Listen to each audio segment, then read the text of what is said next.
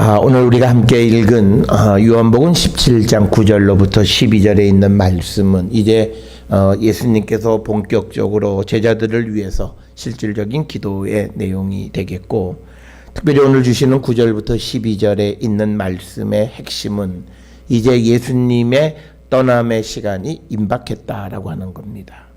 그래서 예수님의 관심은 이 세상에 남아있는 제자들에 대한 하나님의 보호하심. 그래서 이 요한복음 17장 9절로 12절에서 예수께서 제자들을 위해서 기도하시는 것을 기록하고 있습니다.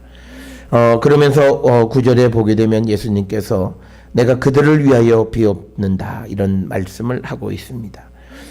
특별히 예수님이 제자들을 위해서 기도하신다라고 하는 것은 요한복음 14장 16절에서 보면 내가 아버지께 구하겠으니 라고 하는 것. 그래서 또 다른 보혜사를 너희에게 주사 영원토록 너희와 함께 있게 하리니. 그러니까 예수님이 하나님 앞에 제자들을 위해서 구하는 기도는 이 땅에 제자들을 남겨두고 예수께서 이제 아버지 곁으로 가시기 때문에 이 땅에 남아있는 제자들의 믿음을 위한 그런 간구함이 가장 중요한 기도다라고 하는 겁니다. 그래서 예수께서 제자들을 위해서 보여주시는 중보의 기도의 핵심은 남아있는 제자들이 믿음을 지키고 그들에게 맡겨진 일을 잘 감당하는 것.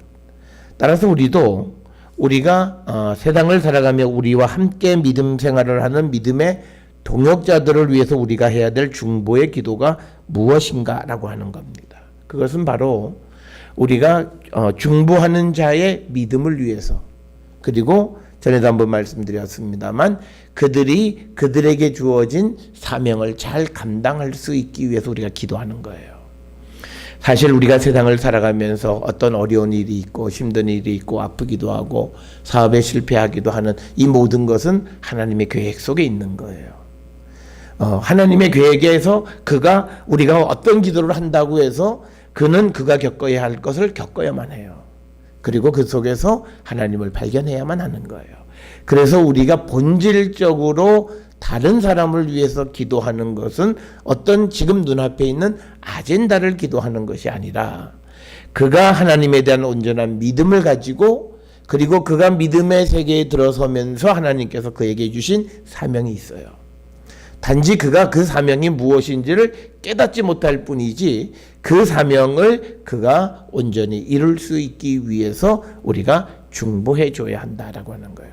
그래서 우리가 요한복음에서 예수님께서 앞에서 보았던 것처럼 요한복음 14장 16절에 하나님께 구하는 것은 보혜사 성령을 제자들에게 보내주시옵기를 위해서 아버지 앞에 기도한다 이렇게 말씀을 하겠고, 또 그 다음에 이제 예수님 또 요한복음 16장 26절에서도 그날에 너희가 내 이름으로 구할 것이요 내가 너희를 위하여 아버지께 구하겠다 하는 말이 아니다. 그래서 이제는 성령이 오시게 되면 이제 제자들이 직접 하나님께 구하게 되어지고, 그래서 성령의 인도함을 받아 살아가는 자가 되게끔 예수께서 그들을 위해서 하나님 앞에 구하여 주시겠다라고 하는 겁니다. 따라서 오늘 주시는 9절, 예수님이 제자들을 위해서 비옵는 것, 기도하시는 것, 그들이 이 땅을 살아가면서 잘 먹고 살아가는 것, 그런 거 아니에요. 예수님도 제자들이 이 땅에서 잘 먹고 살아가는 관심이 왜 없으셨겠어요? 그렇지만 그것보다 더 근본적인 것은 그들의 믿음을 지키고 그들에게 주어져 있는 사명을 그들이 감당하지 않으면 그들은 어떤 경우에도 하나님의 축복을 받을 수 없고 하나님의 사랑을 받을 수가 없게 되어져 있습니다. 우리가 지난 시간에도 보았듯이 왜 하나님께서 이 예수님의 제자들을 사랑하느냐? 그건 딱 두 가지 이유예요. 첫째는 예수님은 하나님께로부터 보냄을 받은 자신들의 구세주이심을, 그리스도이심을 믿었고 고백했기 때문에 첫째고, 그리고 또 하나는 그들이 예수의 계명을 지켰기 때문이에요. 그래서 이제 아버지도 하나님도 그 제자들을 사랑하신다는 거예요.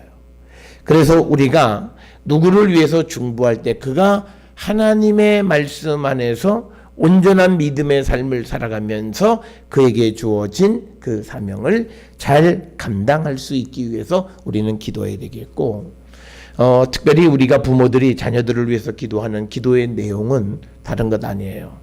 자녀들이 우리는 뭐 세상에서 그들의 삶에 대해서 또 뭐 나이가 되면 배우자에 대해서 결혼에 대해서 또 그리고 그 후에 그들의 자녀들에 대해서 그런데요. 아무리 그 자녀들이 결혼을 하고 뭘 다 해도 결국은 믿음의 가정이 되어지지 못하고 믿음이 잘 전달되어지지 못하면 아무 의미가 없어요. 그거는 우리가 어떻게 하든지 그들에게 좋은 삶을 물려주려고 해도 하나님은 그들을 하나님 편으로 돌아오게 하기 위해서 그들에게 또 재앙과 어려움과 환난을 주실 수밖에 없어요. 그래서 우리가 항상 부모가 자녀들을 위해서 기도해야 되고 변치 않는 것은 온전한 믿음을 갖게 하기 위해서 기도해야 되고 그 자녀들에게 주신 그 사명 하나님이 주신 사명이 무엇인가를 아는 것 그리고 거기에 순종하는 것 그리고 그 순종의 삶을 살아갈 수 있도록 가족의 모든 식구들이 협력하고 도울 수 있게끔 할 수 있기 위해서 우리가 중보해야 한다라고 하는 겁니다. 이 사실을 우리가 꼭 기억하셔야 돼요. 우리는 누가 아프면 아픈 사람의 믿음, 그 아픔의 나음을 위해서 물론 그 기도도 병든 자는 우리가 기도하라. 그런데 그 야고보서에서도 보면 그 병은 죄의 문제예요. 죄를 사해 주셔야 결국은 그의 병이나 모든 것이 나을 수 있다라고 하는 그런 구절이 있습니다. 그러니까 문제는 그가 결국은 죄라고 하는 것은 믿음이잖아요. 예수님을 제대로 믿지 않는 게 죄잖아요. 우리가 예수 믿는 사람들이 도덕적인 그런 차원에 머물러 있는 그런 걸 얘기하는 것이 아니라 예수님이 그리스도이심을 온전히 믿지 못하는 그게 죄라고 하는 거고 예수님이 당시 유대인들에게 너희들의 죄는 내가 하나님께로부터 보냄을 받은 그리스도이심을 믿지 못하는 그게 죄라는 거예요. 곧 믿음의 죄지 그들이 살아가는 어떤 윤리적 도덕적 차원에만 머물러 있는 것이 아니다. 그래서 우리가 항상 다른 영혼들을 위해서 우리가 하나님 앞에 기도할 때 그들의 믿음을 위해서 기도하는 자가 되어야 한다라고 하는 거고요. 그러면서 9절에 보면 내가 비옵는 것은 세상을 위한 것이 아니요 내게 주신 자들을 위함이니이다. 우리가 보면 예수님은 제자들은 하나님께서 예수님에게 주신 자들이다. 이렇게 정의를 내리고 있어요. 그래서 예수님은 바로 그 자들을 위해서 기도하는 거예요. 그래서 우리가 또 다른 사람들을 위해서 중보할 때 첫째는 믿음의 형제들이에요. 그 다음에 믿지 않는 사람은요 그들이 회개하고 주께로 돌아오기 위해서 기도하는 거예요. 우리가 믿지 않는 사람에게 하나님 그에게 복을 주셔서 그 어려움을 이기게 이런 기도는 말이 안 되는 거예요. 그가 먼저 예수를 영접하는 거 그걸 위해서 우리가 기도해야 돼요.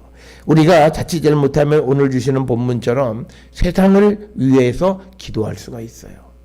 그것은 바른 것이 아니에요. 우리가 나라를 위해서 기도할 때도요. 하나님 이 나라를 지켜주세요. 그런데 이 나라가 예수 믿는 사람을 핍박한다고 가정해보면 하나님이 이 나라를 지켜주시겠어요? 안 지켜주세요. 먼저 되어지는 게 이 땅이 복음화될 수 있고 이 땅에 예수를 믿는 사람들이 자유롭게 살아갈 수 있는 그런 세계가 되어질 때 하나님이 이 나라를 지켜주시는 거예요. 그래서 우리가 오늘 주시는 우리의 기도가 세상을 위한 기도가 되면 안 된다라고 하는 거. 이것을 우리는 꼭 기억을 하시고 세상은 여기에서는 얘기하는 세상은요. 하나님과 예수님을 반대하는 거예요. 그 세상이에요. 그러니까 그거는 뭐냐면 예수님을 받아들이지 않는 거예요. 그러니까 그건 또다시 하나님의 말씀, 예수의 말씀을 수용하지 않는 거예요. 그게 세상이에요. 그걸 위해서 기도하는 게 아니라는 거예요. 그러니까 우리가 이 나라를 위해서 그냥 우리가 맹목적인 안보관을 가지고 있는 사람들이 있어요. 우리의 신앙은 그런 안보관이 아니에요. 믿음 안에 있는 안보관이에요. 그러니까 우리가 이 나라를 잘 지키는 건요 다른 거 아니에요.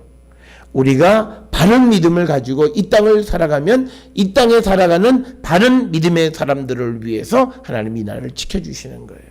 그런데 그게 아니고요. 이 땅에 살고 있는 사람들이 하나님 말씀대로 살지 못해요. 그리고 세상과 짜게하고 세상과 함께 살고 주님의 말씀은 땅에다 떨어져 있고 그러면 하나님은 이 땅에 살고 있는 우리를 쓸어버리는 거예요. 그래서 여러분 우리가 그 레위기서에 보게 되면 그 백성이 더러우면 땅이 그 백성을 토해버린다는 거예요. 그러니까 우리가 이 나라의 안보를 지키는 거는 우리가 믿음의 삶을 잘 가져가는 거예요. 그래서 우리가 어렵고 힘들 때 우리가 국가를 위한 기도회 뭐 이런 것도 좋아요. 그런데 그보다 더 중요한 건 근본적으로 우리의 믿음이 말씀에 더 가깝게 가는 거예요. 그런 삶을 살아갈 때 하나님은 그 사회를 지켜주시는 거예요. 왜? 그 땅에 있는 믿음의 백성들과 그 땅에 믿음의 씨앗이 자라나고 그것이 싹을 틔울 수 있게끔 하나님은 그 땅을 지키시고 보호해 주신다는 거예요. 그래서 우리가 꼭 기억하세요. 내가 어려운 가운데 있을 때 내가 하나님의 도움을 받고 다시 세워지고 하나님의 사랑이 회복되어지는 것은 내가 말씀으로 돌아가는 거예요. 다른 사람들은 막 내가 어렵고 힘들면 기도원에 가겠다. 그 기도원에 가서 뭘 하겠다 하는 거예요. 기도원에 가는 것보다 더 중요한 것은 기도원을 가더라도 내가 궁극적으로 하나님의 말씀으로 돌아갈 때 내가 하나님의 사랑을 받아요. 하나님 누구를 사랑하냐? 예수를 사랑하는, 예수의 계명을 지키는 자들을 하나님이 사랑하시는 거예요. 그 사실을 우리가 제대로 알지 못하면 우리는 잘못된 믿음을 살아가는 거고, 오늘 세상을 살아가는 많은 사람들이 성경과 관계없는 복을 빌어요. 그게 우상숭배예요. 하나님과 관계없는 복을 빌어요. 그게 우상숭배예요. 들으면 당장은 기분이 좋아요. 내가 잘 된대. 그런데 내가 정작 하나님으로부터 벗어나 있어요. 그런데 그 삶이 잘 될 리가 있겠습니까? 그가 잘 되려면 하나님께로 돌아와야 돼요. 안 믿던 자가 믿게 되어지고 믿음의 길을 가다가 조금 곁길로 간 사람은 다시 주님의 길로 돌아와야 하나님의 사랑이 다시 회복되어지는 거예요. 그래서 오늘 우리가 주시는 이 말씀, 우리가 하나님 앞에 기도하는 소중한, 우리가 기도는 내가 아무 때나 할 수 있다고 생각하지만 사실은 기도는 하나님이 우리에게 주신 굉장한 선물이에요. 굉장한 축복의 시간이에요. 이 시간을 세상을 위해서 기도하는 자가 되면 안 돼요.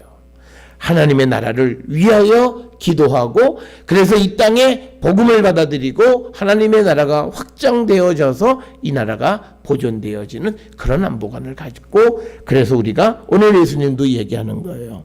예수님이 내가 비옵는 것은 세상을 위한 것이 아니다. 내게 주신 자들을 위함이다. 즉 믿음의 사람들을 위한 것이다 라고 하는 거예요. 그들은 아버지의 것이다. 그래서 우리가 왜 믿음의 사람들을 소중히 여기냐? 그들은 아버지 것이에요. 그러니까 우리가 사실 우리가 성도들과 다툼을 하거나 그런 것들은 사실은 좀 하나님 앞에 큰 죄예요. 다 아버지의 것이에요. 물론 여기서 한 가지 차이가 있어요. 여기서 전제는 온전한 믿음 안에 있는 사람이란 전제예요. 그게 아니라 한 사람은 잘못된 믿음을 가지고 있어요. 그 사람과 우리는 경우에 따라서 우리는 영적인 전쟁을 해야 돼요. 예를 들어서 이단 같은 사람들이에요. 그거는 그냥 내버려 두어서는 안 되는 거잖아요. 그러니까 우리가 정말 믿음의 형제, 예수 그리스도 안에서 성령 체험 속에서 진리가 무엇인지를 알아가는 사람들과는 우리가 정말 화목해야 돼요. 왜? 똑같이 아버지의 것이기 때문에. 그게 우리가 이 땅을 살아가는 데 있어서 인간 존중의 가장 기초가 되는 거예요. 그래서 우리가 오늘 주시는 본문에서 예수님이 누구를 위해서 기도하느냐, 세상을 위해서 기도하시는 것이 아니라 이 땅에 남아있는 예수의 제자들, 그런데 그 제자는 하나님께서 주신 자들이다. 그들을 위해서 기도하시는 주님이에요. 그래서 우리가 내가 지금 누구를 위해서 기도하는가라고 하는 거예요. 특별히 우리가 부모들이 믿음의 길을 걸어가지 않고 자녀가 신실하면 부모의 건강을 위해서 효심이나 또는 신앙적으로 기도하기는 해요. 그런데 그것보다 앞서야 되는 것은요, 복음을 받아들이고 영접할 수 있기 위해서 먼저 기도해야 돼요. 그것이 되어져야 그 다음에 모든 것이 이루어지는 거예요. 주님을 영접하지 않으면, 예수님 우리에게 말씀하셨어요. 요한복음 3장 17절 이하에서 예수를 영접하지 않으면 이미 정죄를 받았다. 그러니까 그냥 그렇게 시간만 지나가면 결국은 세상 끝 마지막에 그가 가야 될 것은 너무나 뻔해요. 그렇기 때문에 우리가 기도할 때 믿지 않는 자들은 예수 영접을 위해서 기도하는 거예요. 그게 전부예요. 그리고 다른 사람, 믿는 사람들은 그 믿음을 바르게 가져갈 수 있기 위해서, 말씀 안에 살아가고 사명 안에 살아가는 자들이 되기 위해서 우리가 기도하는 자, 그게 우리가 하는 중보의 핵심이라는 거예요. 그리고 나머지는요, 전부 다 사람을 즐겁게 하는 거예요. 사람의 내가 누구를 위해서 기도하는데 자기가 어렵고 힘든 거 이걸 위해서 우리가 기도하지 않을 수 없잖아요. 근데 그거는 본질적인 건 사실은 아니에요. 그러니까 목사들이 신방을 가면 어떤 환자들을 가면 목사들은 그냥 하나님 고쳐달라고 그래요. 그런데 그 아픔이라는 것이 하나님의 계획 속에 있다면 그게 우리가 하나님 고쳐달라고 해서 고쳐질 수 있는 문제가 아니에요. 하나님의 계획 속에서. 근데 우리가 아픈 사람한테 하나님의 계획 속에서 이것 하나님 더 아프게 해주시든지 고쳐주시든지 그러면 당장 기도를 받는 사람은 마음이 섭섭할 거예요. 아니 낫게 해달라고 기도해. 근데 우리는 하나님은 아니에요. 그래서 우리는 중보 기도할 때 우리가 잘 기도하는 자가 되어야 한다라고 하는 거고요. 특별히 우리가 세상을 위해서 기도하는 것은요, 죄악이에요. 그걸 꼭 기억을 하셔야 돼요. 그러니까 우리가 자녀들을 위해서 세상 속에서 우리가 복음을 증거하는 복음의 사자로서 기도하지 않고 세상 속에서 성공을 위해서 기도하는 건 죄악이에요. 여러분 이걸 꼭 기억하셔야 돼요. 그건 세상을 위해서 기도하는 거예요. 우리가 이 구별이 없어요. 그냥 세상에서든지. 그러니까 우리가 왜 그런 생각을 하냐면 잘못된 세계관이에요. 우리가 세상에서 큰 사람이 되어야 하나님의 일을 아니에요. 하나님은 우리가 크고 작든지 상관없이 우리를 통해서 하나님의 일을 하시는 분이에요. 그게 하나님이 하시는 거예요. 그렇기 때문에 우리가 세상에서 큰 사람이 되냐 적은 사람이 되냐는 상관이 없어요. 우리는 큰 사람들이 더 많은 영향력을 끼치는 것 같지만요, 거꾸로 돌아보면 그 사람의 잘못된 행실로 부정적 영향을 더 많이 끼쳐요. 그걸 우리가 잘 아셔야 돼요. 요즘 같은 세상에 사장이 무슨 예수 믿는다는데 예수를 보통으로 믿어가지고는요, 직원들에게 내가 예수 믿는 거 자랑하기 힘들어요. 조금만 잘못하거나 조금만 하면은 그 바로 예수님의 욕을 먹이는 거예요.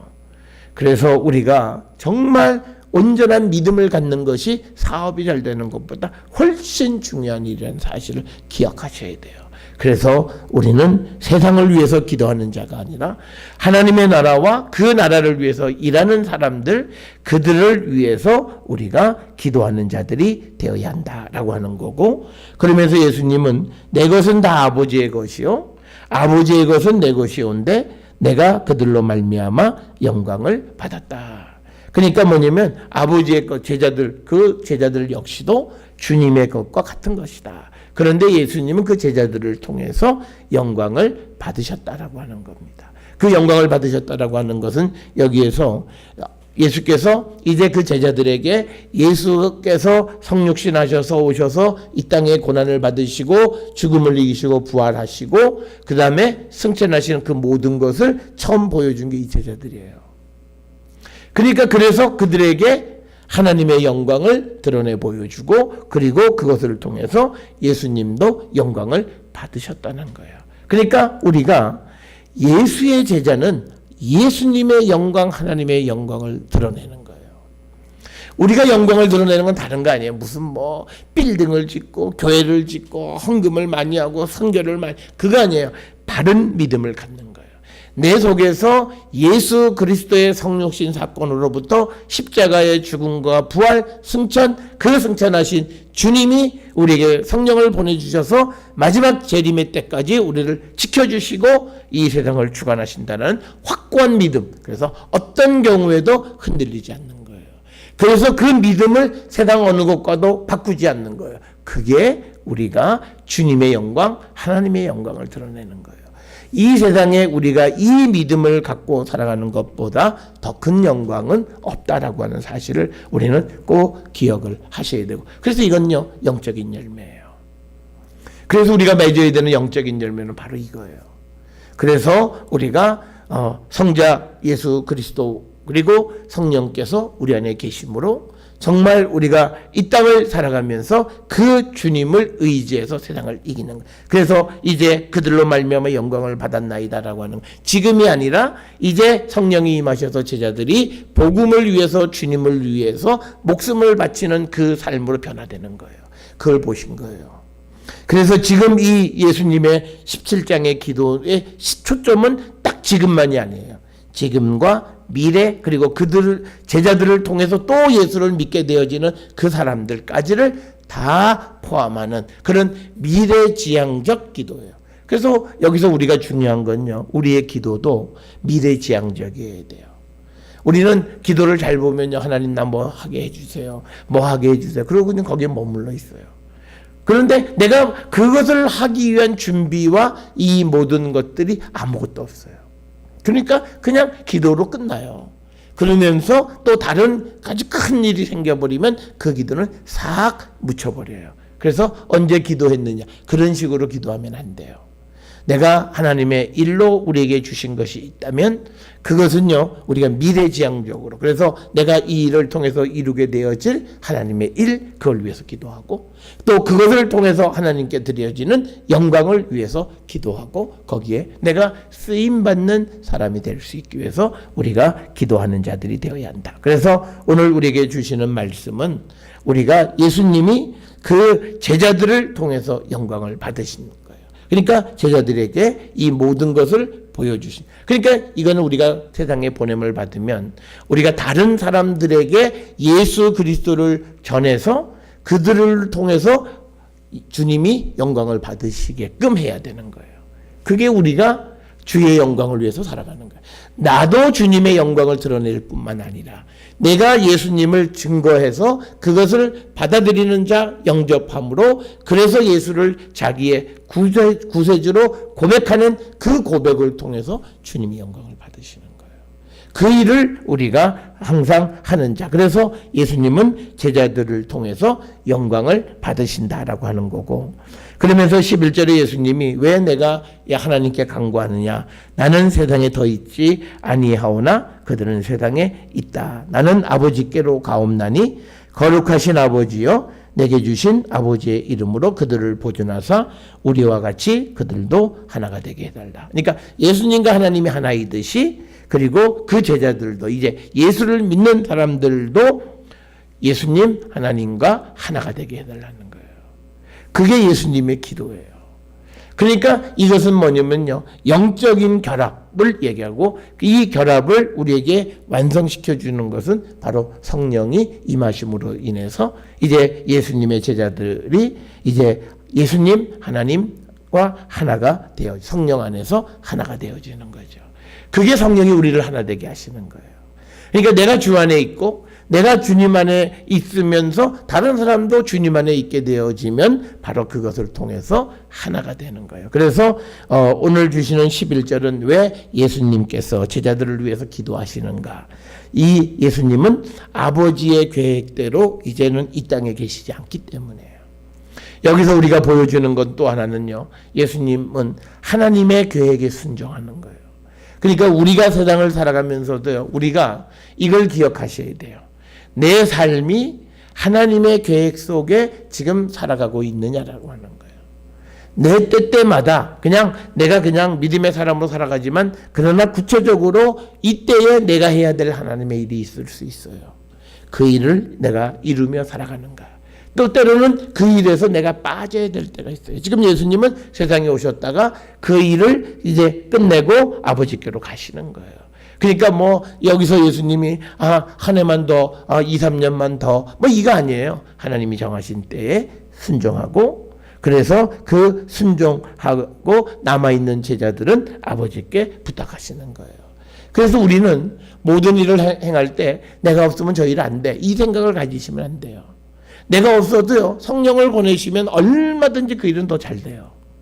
그리고 더 큰 일을 할 수 있어요. 예수님도 제자들이 내가 한 것 할 수 있고 뿐만 아니라 더 큰 일도 할 수 있다고 얘기하는 거예요. 그래서 오늘 주시는 이 본문에서 예수님은 하나님의 계획에 순종하는 거예요. 우리의 삶 전체는 이처럼 하나님의 계획에 순종하는 삶을 살아가야 그 삶이 행복한 거예요. 그리고 그것이 주님 안에서 의미 있는 것이에요. 그래서 이제 11절 하반절에 예수님에게 주신 하나님의 이름, 하나님의 능력으로 그들을 보존해 주시고, 그래서 우리와 같이 하나님과 예수님과 하나이듯이 그들도 하나가 되게 해달라라고 하는 그 기도를 드리는 겁니다. 그래서 여러분 우리가 사도 바울이 로마서 12장 5절에 우리 많은 사람이 그리스도 안에서 한 몸이 되어 서로 지체가 되었다. 우리가 그리스도 안에서 한 몸이 됐다라고 하는 개념은요, 너와 나가 한 몸이라는 개념이 아니에요. 너와 나 사이에 주님이 계신다라고 하는 거예요. 그래서 이게 한 몸이라는 거예요. 그래서 우리가 이 예수께서 우리에게 말하는 한 몸, 성령이 우리 안에서 하나로 우리를 하나 되게 하신다라고 하는 것의 정점에는 주님이 계신다는 거예요. 그래서 우리가 나뉘어질 수가 없고, 그래서 우리가 주님이 계시기 때문에 우리는 이거죠. 내가 B라는 사람하고 갈등을 할 수는 있어요.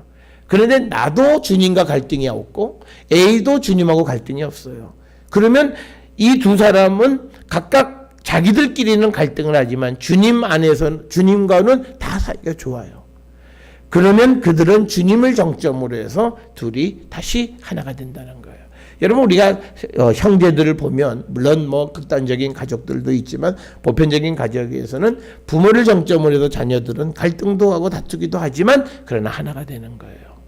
그것처럼 우리가 그리스도 안에서 한 몸, 나뉘어질 수 없다라고 하는 거예요. 왜냐하면 내가 주님을 떠나는 순간 나는 죽음이에요. 그러니까 내가 주님을 떠나지 않고 상대도 주님을 떠나지 않아요. 그러니까 나와 그는 항상 하나가 될 수 있다라고 하는 것, 이것을 우리에게 가르쳐주고, 그래서 사도 바울은 많은 경우에 그리스도 예수 안에서 하나다라고 하는 것, 갈라디아서 3장 28절이나 또 에베소서 1장 10절 안에서도 보면 그리스도 안에서 통일되었다. 하늘에 있는 것이나 땅에 있는 것이 그리스도 안에서 통일되었다. 하나가 되었다라고 하는 거예요. 그러니까 이제 예수 그리스도께서 하늘로 가시면서 아버지께 부탁하는 것은 이 땅에 있는 모든 것이 예수 그리스도 안에서, 성령 안에서 하나가 되게 하는 거예요. 그래서 우리는 하나의 공동체가 되어진다. 이게 믿음의 공동체라고 하는 거예요. 그래서 그 안에서는 차별이 있을 수 없다라고 하는 겁니다. 그래서 11절에서는 예수님이 왜 아버지께 기도하는가? 그것은 예수께서 아버지께로 가시기 때문에 남아있는 제자들을 아버지의 능력으로 보존해 주시고 그들도 하나가 되게 해달라라고 하는 것이고요. 그 다음에 12절에 내가 그들과 함께 있을 때 내게 주신 아버지의 이름으로 그들을 보존하고 지켰나이다. 그러니까 뭐냐면 예수님이 제자들하고 같이 있을 때는 예수님이 그들을 지키셨어요. 그런데 이제는 예수님이 떠나기 때문에 아버지가 지켜주셔야 된다라고 하는 거고요. 그래서 하나도 멸망하지 않고 다만 멸망의 자식, 그러니까 멸망할 운명을 가진 자다라고 하는 거예요. 이건 가룟 유다를 얘기하는 거예요. 12명의 제자들 가운데서 다 잘 보존하고 지켰는데 하나가 멸망할 운명을 가지고 태어났다. 그런데 그가 그렇게 되어진 것도 성경을 응하게 하려고 한 것이다. 그러니까 뭐냐면 결국은 그 가룟 유다, 멸망의 자식이 하나 생긴 것도 그것은 예수님이 잘못해서가 아니라 성경에 있는 말씀이 성취되기 위한 것이다 라고 하는 거예요. 그래서 우리가 그 시편 109편 8절에 보게 되면요, 그의 직분을 타인이 빼앗게 하신다. 그러니까 누군가가 그 직분을 빼앗는 거예요. 빼앗긴 사람이 오늘 본문에서 멸망의 자식이 되고, 이것은 나중에 우리가 사도행전에서 마띠아가 대신 그 역할을 감당하는 것과 밀접한 관련이 있는 겁니다. 그래서 오늘 이 12절에서 얘기하는 건 예수님이 살아계시는 동안, 제자들과 함께 계시는 동안에 그들을 잘 지켰고, 단지 하나 멸망의 자식, 멸망할 운명을 지닌 자가 되었는데 그것도 결국은 하나님의 이 계획 속에서 되어진 것이다라고 하는 겁니다. 오늘 주시는 이 말씀들을 통해서 보면 예수께서는 하나님의 계획 속에서 모든 것을 다 이루어 가시는 분이에요. 이게 우리에게는 굉장히 중요한 거예요. 그래서 오늘 하루를 살아가는데 내가 무엇을 하고 어떻게 하느냐, 이것보다 더 중요한 것은 내가 하나님의 계획 속에 있는 삶을 사는가라고 하는 거예요. 그래서 우리가 항상 우리에게 향하신 하나님의 계획 속에서 하나님의 말씀과 하나님의 사명을 우리가 감당하는 자들이 되기를 우리가 힘쓰고 그래서 오늘도 믿음 안에서 우리가 승리하는 우리 모든 성도들이 될 수 있기를 주의 이름으로 축원합니다. 기도하십시오.